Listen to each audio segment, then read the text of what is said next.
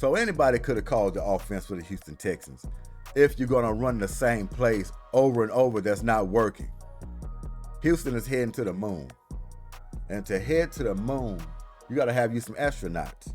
They're hoping Nick Caley is that astronaut that's going to come in, lift this offense, not to be predictable, to be disciplined, attention to detail, and get this offensive line and the pass protection, run protection, as they should.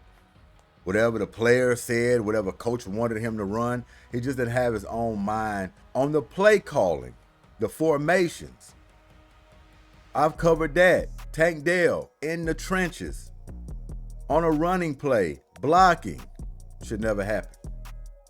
Running multiple reverses to Tank Dell, that's not picking up any yardage. Why would you put a light, frail wide receiver, your playmaker, that you need out there on the field, in harm's way? So they had to come in and grab somebody else, Nick Caley. And who would have thought he came from a New England Bill Belichick tree? Who would have thought? We got a Popovich tree and we got a Bill Belichick tree. You came from that tree, you're all good in everybody's book, I imagine. We're going to find out. Offensive line coach, tight end coach. He did some defense, as well as calling plays, drawing up plays. So I said, okay, he got a little skin in the game. But I'm going to tell you right off the bat, from looking at him, watching his demeanor, he seems like he's about business. Seems like he loves football, is what they say. You can feel that when he's talking, intensity. So, total night and day compared to Bobby Slowik. Guy that just went with the flow. Whatever. Yeah, let's run this. What, you think that play's good? You feel good about this play? Let's run it. I don't see that coming from this guy. The decisions he make, he's going to stay with him. He's going to lean on it. He's going to believe in it. So I like coaches like this. That's not all jolly, happy-go-lucky kind of guys. Straight about their business. Want production. Putting players in the right position to make plays. He seems like that type of guy. So I'm going to give him the benefit of the doubt. Because everybody was looking for a big name brand to come in there and run that offense. Like a Frank Wright, Bieniemy, if he was floating around out there. Shit, even Peyton Manning, if he want to come call some plays, come out of retirement. Who knows? But when this guy came on the screen, I was like, Nick Caley, I said, they go to Houston, Texas again, trying to bargain shop. Always getting these guys that nobody really heard of that's been hiding down in the bushes, and you want to bring them back up and say, hey, you want to come call some plays? You have a great opportunity. He said, you know what? Yes. Because I thought I was going to be bagging groceries in 5 years. Yes, I'll come call some plays for you. I just thought it was the same old thing. But looked like this guy knows football. Maybe he's been hiding in the weeds for a reason. But now his time has come. Well, D'Amico got good things to say about him. We're going to listen to the interview, of course. And it is All-Star Weekend as well. I don't know. We'll get a little bit on the Rockets.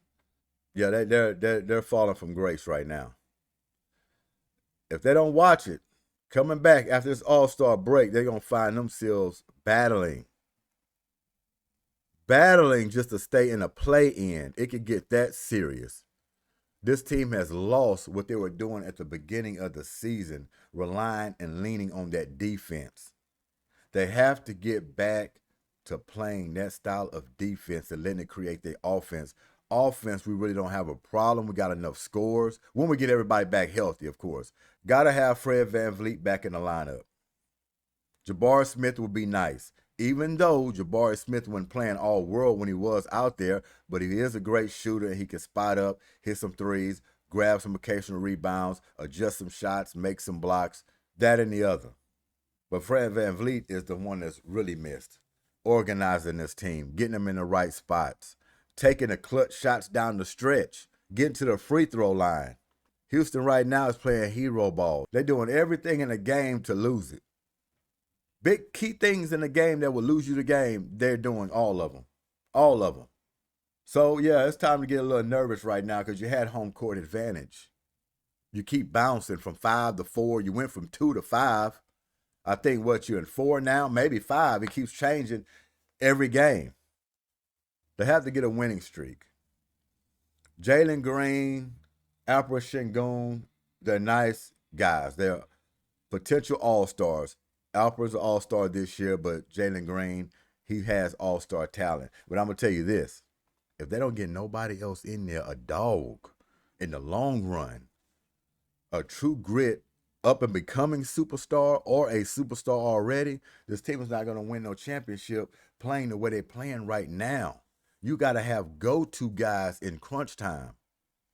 The only team I know that won a championship not really having a so-called superstar, their defense was so intact. They played as a team. You just couldn't key in on one guy. You got Rip Hamilton coming off the screens. You got Chauncey Big Shot Billups making plays. You got Rasheed Wallace. You got Ben Wallace. You got all these pieces in there working on one string offensively and defensively. And they was able to get them a championship. That don't happen often. Now, the Rockets have a build to be like that Detroit Pistons team. They do. But it still comes down to making shots. If you can't make shots, you can't win the game. I don't care how much defense you play. It's going to come down to you having to put the ball in the basket sooner or later. You got to have people to do that. They have people to do it, just not consistently. That's the problem. And like I spoke on before, you can't have this equal opportunity thing going on offense where whoever's open takes a shot. That's another problem. Udoka is going to have to straighten that out. Find out who your go-to guy is, which is Alpha Shingun and Jalen Green, and you have to lean on that. 5-6 minutes left in a game, you should be going to your money guys. All because you're open don't mean take the shot. The defense leaving you open for a reason sometimes. They rather you take that shot than your big dogs you have on the team. Get the ball to the right guys at the proper time. That'll change some things alone in itself. Win a few more games down the stretch. I don't want to see Dylan Brooks dribbling the ball trying to make a play in crunch time. And Dylan Brooks played his ass off all year long. I'm with that. He's held this Rockets team up a lot of games. But he shouldn't have to shoot no game winners or trying to dribble off the move, trying to make a play. No, he shouldn't have to do that. Because if he misses, you up for criticism. Because the guys making the money and your potential superstars should be making all those plays. And if they can't make the plays, you got to get them out of there and get somebody in who can. These Rockets just fell off somewhere. Lost all their principles. They leaned on defense. Now the defense got loose. People are missing assignments. It's crazy. He did right last night, putting him on that bench. Put him on the bench. You don't come with the energy, don't look like you want to play, yeah, group them out. But that's under that Popovich coaching tree. Popovich does things like that. Phil Jackson does things like that. Pat Riley does things like that. Don't get it together, don't come with no effort. Or don't play no defense. So the NBA All-Star Game, man, I don't even know all the rules and what's going on. They turned it into a tournament now. So it's not just a one-game event. Now, what is it, 3-4 teams involved? Is it a best out of 3? Something like that? I don't know what they're doing. Because this in-season tournament kind of drew eyes a little bit. They're saying we're losing viewership. Nobody's watching the All-Star Game anymore. Yeah, because guys out there are goofing off. They're not competing. They're not playing like they used to do back in the day. Yeah, beginning of the game, first quarter, do your little highlights, dribble between your legs, throw it off the glass, all the back behind passes, all deep three-point shots, do what you can do. But as the game gets old, that's when you turn that page and you say, We're competing. We're actually trying to win this game. Now they're acting a clown all 4 quarters. Who wants to watch that? Because they're worried about not getting injured? Well, they're doing that anyway. They're doing that anyway. Get the fans and the people what they want to see. We'd rather you compete than go out there acting a fool, laughing and giggling, thinking letting somebody blow by you is funny. Nobody want to watch that kind of basketball. So the league see that people not watching that stuff no more. I don't even watch. It's almost hard to watch slam dunk contests now. I'll be honest with you. That has gotten bad. The highlight of the night is probably the 3-point contest. And you know they have some skills challenges and stuff that go on as well. Those are interesting, but 3-point contest is almost the highlight. And speaking of the 3-point contest, I thought long and hard about this. It came to my mind, I think last month maybe. But I came up with a plan for the NBA if they want to raise the viewership. They want to start getting eyes back glued to the television set watching these games and these matchups. It's going to sound crazy, but you really got to think about it. Let it weigh on your mind, and then you'll kind of see what I'm talking about. I think the NBA should incorporate a 4-point play. Yeah, I said it. Clear your ears out. Listen again. A 4-point play. You remember when the league didn't even have a 3-point shot, right? Then eventually the league evolved and you actually had a 3-point shot. We're in 2025 now. The game has changed along the way, meaning it's still time to make these little adjustments. A lot of fans have stopped watching basketball, the NBA, mostly because of the rule changes. Y'all made it too soft. Everything is ticky-tack now. All these flagrant fouls when people just been touched. On the perimeter, little bump here, little hand here, you're getting whistles. Can't touch anybody. Slowing the game down. Keep your rules. I just think you need to add something a little more exciting, like a 4-point play. Think about it. Number one, you add a 4-point play, a team is never out of the game. Never out of the game. If a team is down by 10 points with 50 seconds left, they're not out of the game. You keep fans in the seat. Everybody's still glued to the TV. Everybody knows there's a chance their team still can win the game. They're never out of the game, no matter really how many points they're down by. It could be a 20-point lead. 20-point lead with 2 minutes left, you still have a chance to get in the ball game. Hit you about 3 or 4 4-pointers, you're right back in the game. Right back in the game. That can happen in a matter of seconds. Number two, it's going to create excitement. It's going to speed the game up. You're going to have long rebounds. People are going to be able to get out and run. Number three, it's going to spread the defense out. It's another shot that you're going to have to honor and guard. There are only several players in the league that are actually capable of hitting that 4-point play on a consistent basis. Deep 3-point shooters that we have already in the league. Steph Curry, Damian Lillard, Trae Young. You have a few others that attempt that shot. Some hit it, some have a problem hitting it. But you're going to extend the defense further out on the floor because they actually have to guard this play. You could be up or you could be down in a flash of an eye. That quick off a 4-point shot. Asses are going to stay in the seats because their team will never be out of the game.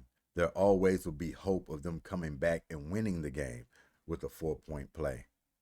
Now, I know it sounds crazy because you're thinking, oh, on a 4-point play, That's just going to water it down. Don't even seem realistic. They already have a 3-point shot.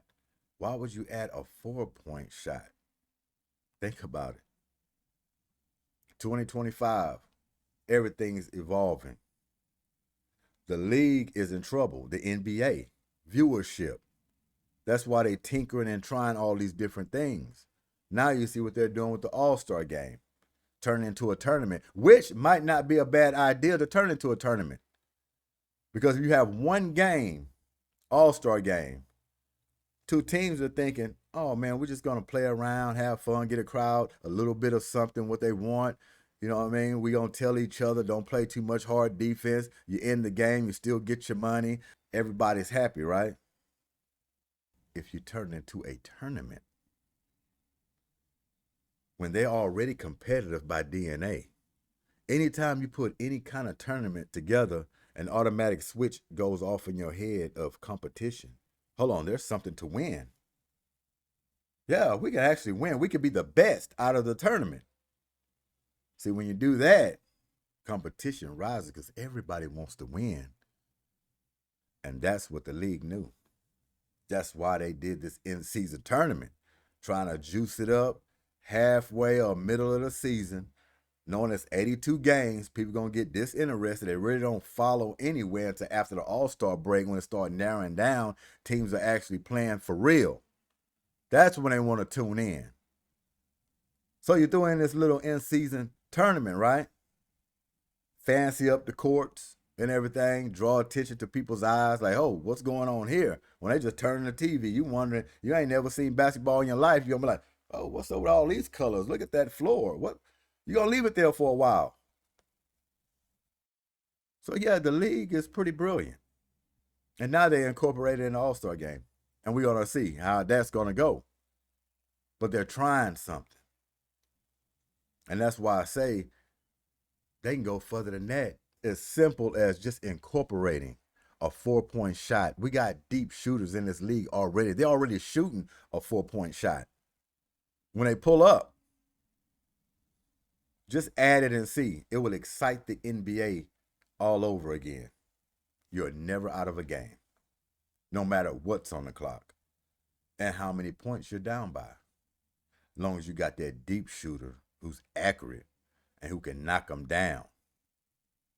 Because like I said before, it's going to be exciting. You might even have a few more air balls for guys that really can't shoot that shot on a consistent basis. It's just going to add more fun to the game. Like I said, longer rebounds, more sprint outs. And if you hit that 4-point shot, oohs and ahs. Everybody ain't got that range. But it's going to have everybody in the off season preparing, getting ready for that deep shot. Think about it, Adam Silver. All you got to do is incorporate it for one season. Try it for 1 year. Just see how it goes before you make a decision on actually putting it in. But me, I'm already on it already. I think it should just be incorporated. That should just how it is. Just like the 3-point shot, 4-point shot. It's not going to be hard at all. Think about it. Going to excite the game. It's going to excite. I know it sounds crazy, but it's going to excite the game. No doubt about it. So, let's get into this Houston Texans again. D'Amico Rhymes bringing in Nick Caley. Like I say, I'm going to back the man up. I'm a pretty good judge of character. Even with the guy not even opening his mouth, you can look at him and tell he's about his business. And he loves football. Let's check it out. We'll do questions. There's microphones for questions, so look for Ryan and Lindsay if you have a question. Good. Thank you all for being here today. It's an exciting time for us.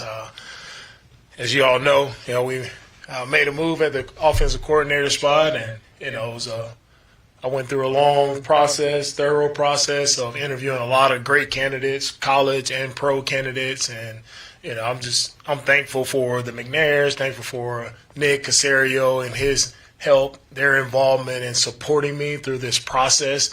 And man, I couldn't be more excited to welcome Nick Caley as our new offensive coordinator. Right, he brings a wealth of knowledge, smart coach.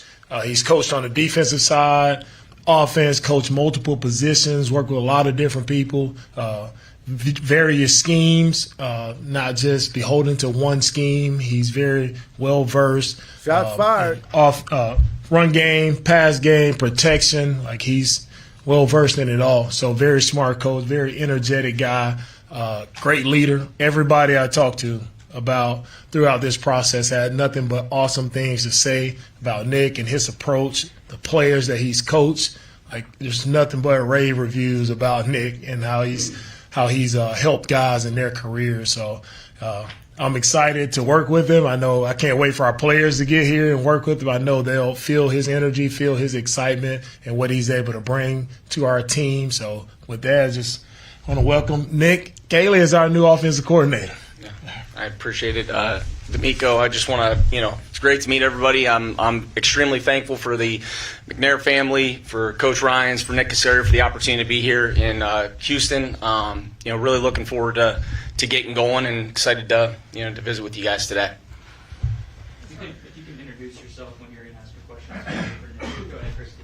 Hi, Christy Rican from the Associated Press. I guess a two-part question. First, how eager are you to work with C.J. Stroud? And as a first-time offensive coordinator, how do you hope to put your personal stamp on this offense? Yeah, well, nice to meet you. To answer your first question, I'm very eager. Excited for the opportunity. It's a great opportunity, great people in this organization, and, really looking forward to working, obviously, with CJ. Tremendous talent, competitor. You talk about an ultimate competitor, tough, instinctive, can make plays. So I'm very excited. And as a first-time coordinator, to answer your second part of the question, really excited to get an opportunity to evolve this scheme and put. It's not going to be my spin. It's going to be what's best for our players, and it's always. So what y'all think so far? Just going off the guy, you never met him before in your life. Just his demeanor, how he's talking about football, how he's coming in, how his approach is. Look like he's attention to detail. Look like he'll hold somebody accountable, don't it? Seems like he loves football. That's what I get off of him. But you just got this feel that he's going to come in and work this offense to the best of his ability. And he's going to hold some people accountable. Seems like everybody that comes from New England is going to hold you accountable. They're energetic people that have a standard. They're going to hold themselves to it, and they're going to hold you to it. That's what I get off of this guy. And I don't know if he's good or not, but we're going to find out next season.